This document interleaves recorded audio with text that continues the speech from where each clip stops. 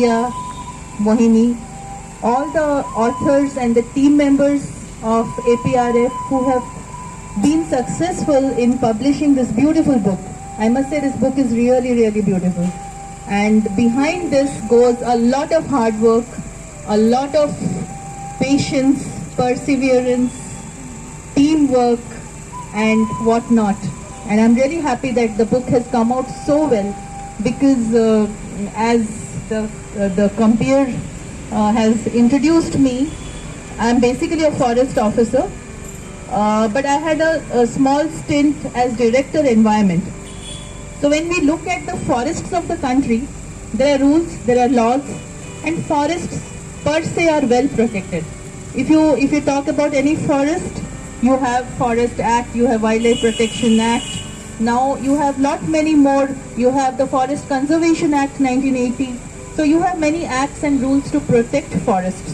But as Dr. Neha rightly pointed out, we are now living in an era where forests are like islands amidst human-dominated landscapes.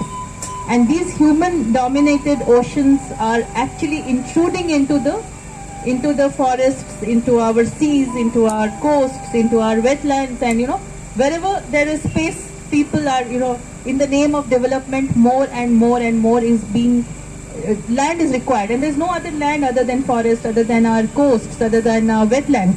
So people are there everywhere, and amidst such human-dominated landscapes, places like this, Khandagiri, Udaygiri, which is, when I was a child, my father used to work in the Utkal University, and there used to be a festival in Khandagiri, and we thought, it used to be a far, far away place from the university where, we used to plan to reach Khandagiri. But today it took me just 15 minutes drive to reach here, and I was also surprised that I reached so early, because I had fond memories of my childhood when we used to come and visit this Khandagiri Mela, and it was a far, far remote place, distant place at that time. It evoked a lot of mysticism, a lot of curiosity in us that we are going to visit Khandagiri, Udaygiri, but that is not so now. So it is now inside the city, so to say. So when such places have been, encompassed by the human-dominated landscape, it is very important that we get to know the flora and the fauna of this area. And we have a lot of sacred groves in Kerala. I belong to Kerala Kada, and there we do a lot of things to preserve the sacred groves, basically the temples with a lot of biodiversity around them. And they say that the sacred groves of Kerala host much more biodiversity and species richness even than the Western Ghats. That's what is told about Kerala. And if you talk about Odisha per se, Bhubaneswar is a land it's a temple town. So Bhubaneswar, every temple would be having some biodiversity, some flora, some plants, some medicinal plants. But I don't know whether it has been documented properly or documented systematically. And if we try to document, I have been discussing with Sanjit, we have been discussing for quite a while that, if you can document all the flora that is present in the temples of Odisha, then we would know how much of biodiversity these small places of worship harbor.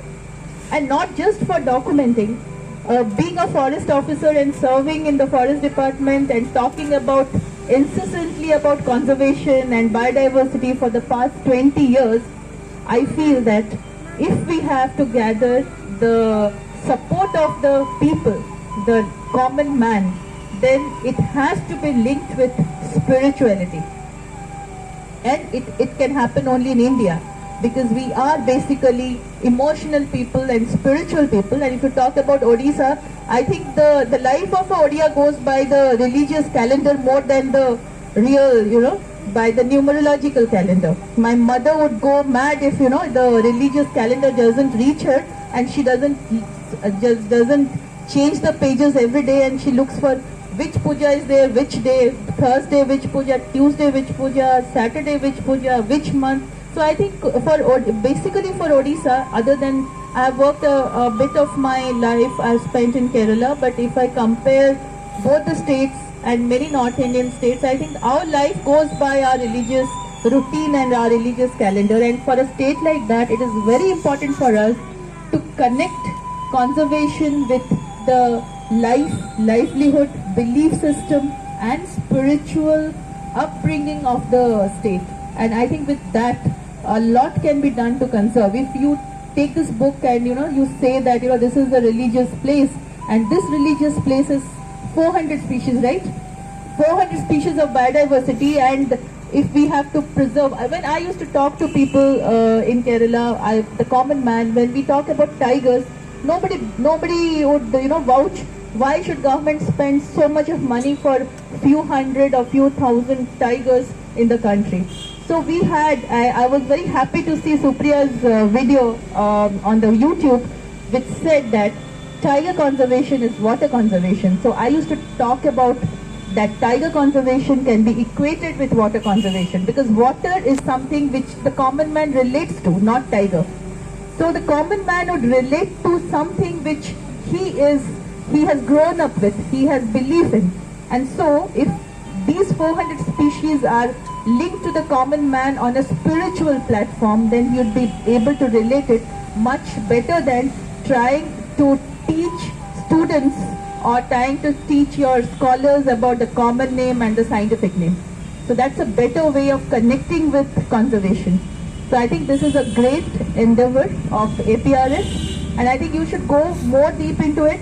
More work needs to be done on documentation of the flora of the temples that are around Bhubaneswar to start with, and around Orissa for a long-term planning, and especially these archaeological sites which have so much of history, so much of culture, so much of emotions that we as Odiyas we relate to.